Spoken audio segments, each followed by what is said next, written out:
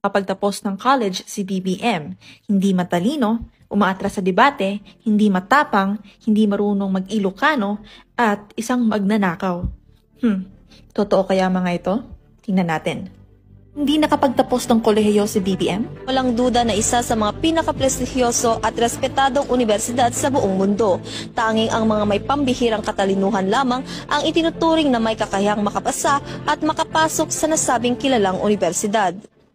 Ayon sa pagsisiyasat ng SM9 team dito sa UK, unang nakapag-enroll si Bongbong Marcos sa Universidad ng Oxford dito sa United Kingdom ng kursong PPE o Politics, Philosophy and Economics sa taong 1975. Ngunit nag-iba si presidential aspirant Bongbong Marcos ng kurso ayon sa kanyang pahayag sa isang interview dahil na rin sa payo sa kanya. Sa halip kumuha siya ng kursong Social Studies o mas kilala na ngayon bilang Social Sciences kung saan nakapaloob sa kursong ito ang pag-aaral sa lipunan, politika, maging ang ekonomiya, relasyon sa kalakalan ng mga tao at iba pang napapaloob sa paksang panlipunan. Sa United Kingdom, bago ka makapasok sa kahit saang universidad, kailangan mong mapatunayan na may angking kakayahan ka sa pamamagitan ng pagpasa mo sa tinatawag na A-levels. Ang edukasyon dito sa United Kingdom ay may 6 na taon sa primary school, 5 taon naman sa sekundarya o high school at kailangan mong makapasa sa tinatawag na GCSE exams or General Certificate of Secondary Education pagdating sa year 11 o final year. Hindi bababa sa 10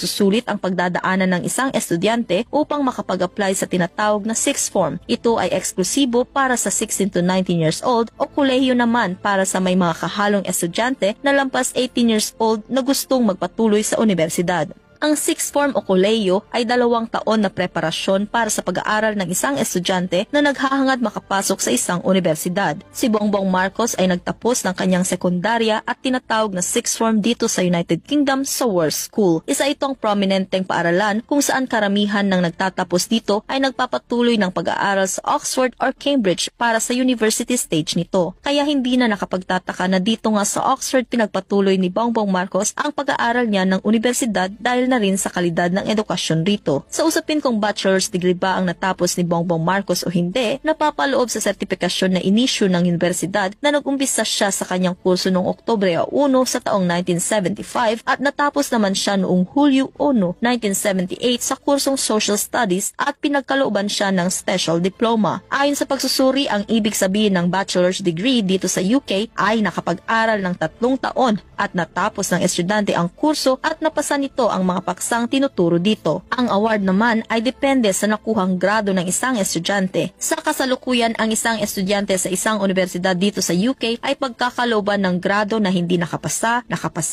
third, 2-2, 2-1 at first bilang pinakamataas na grado. Sa sertipikasyon ni BBM, nabigyan siya ng pass na ibig sabihin ay nakapasa si Bongbong Marcos sa kanyang bachelor's degree na Social Studies.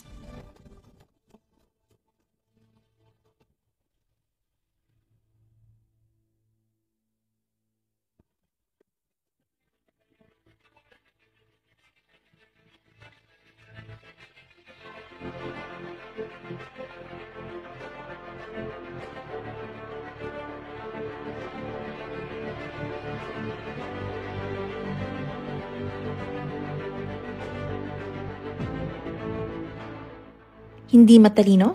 Sa sertipikasyon ni BBM, nabigyan siya ng pass na ibig sabihin ay nakapasa si Bongbong Marcos sa kanyang bachelor's degree na Social Studies. May papasa ba ni BBM ang entrance exam ng Oxford University kung hindi siya matalino? At higit sa lahat, may papasa niya ba ang kanyang special diploma sa naturang universidad kung hindi siya matalino? Teka, ano nga ulit yung sinabi ni ate kanina? Ulitin nga natin. Isa sa mga pinakaprestigyoso at respetadong universidad sa buong mundo. Tanging ang mga may pambihirang katalinuhan lamang,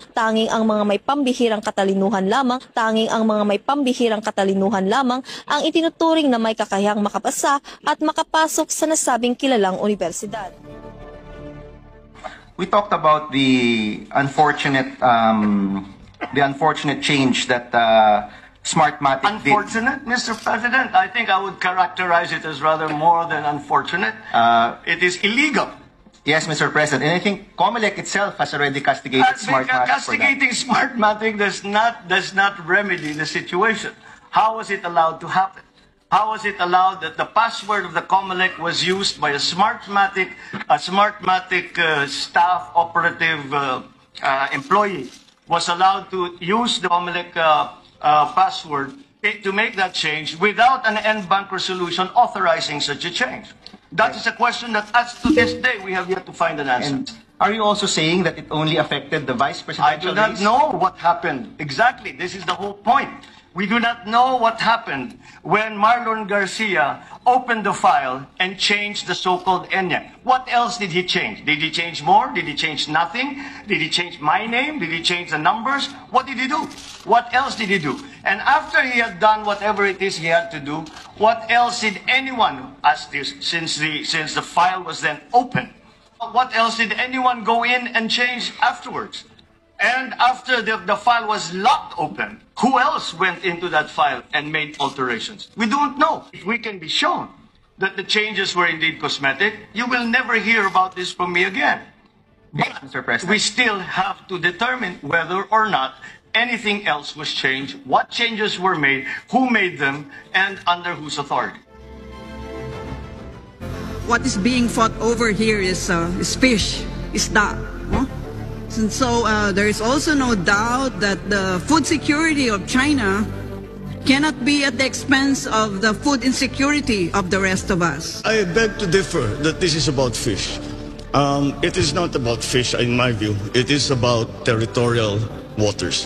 When we have these 200 Chinese boats coming and blocking our fishermen, it is to assert their claim that this is part of their territorial water.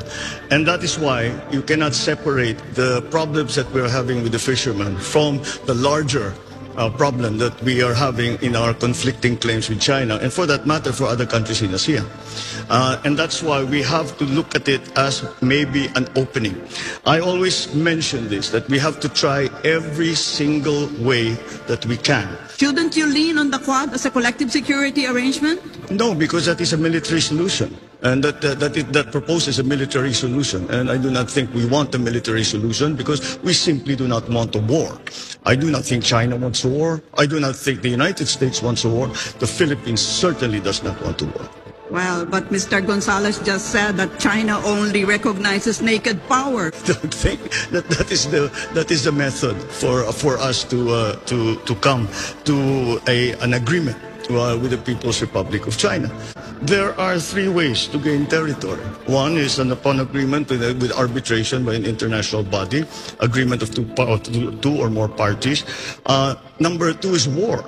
And number three is bilateral agreement. We're left only, I think, with bilateral agreement. And that's what we should pursue. I would still refer back to ASEAN plus China. I agree with ASEAN. I'm not raining on your parade, but I doubt very much that we should lead on ASEAN. That definitely should be part of it, because it is not a problem that we are suffering by ourselves. Other members of ASEAN have the same problem, and that is why it will be critical to have a robust and effective code of conduct between ASEAN and China must include the issue of fishing rights. They are trying to do it bilaterally, and that's why I think it is more to China prefers to handle these issues bilaterally between their country and another country. But I think that the multilateral approach is still going to be important. We will pursue every avenue that we can. Magandang hapon po sa inyo, Senator Marcos. Kami po'y nagpapasalamat sa inyong pagpapaunlak na kayo ay aming makapanayam. Maraming salamat sa inyong pag-aanyaya sa akin na sumama sa inyo dito sa inyong programang Bakit Ikaw?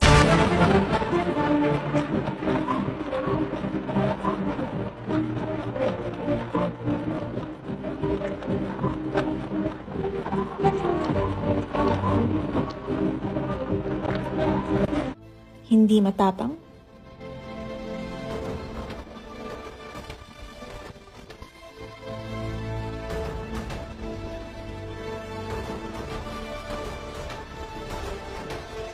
Hindi marunong mag-Ilocano? Tugtugaw ko akas gobernador, idikit pinampanunot ko. Metlaing, ing karikon ti bagik nga agserbi iti probinsya, ken kadagiti tao.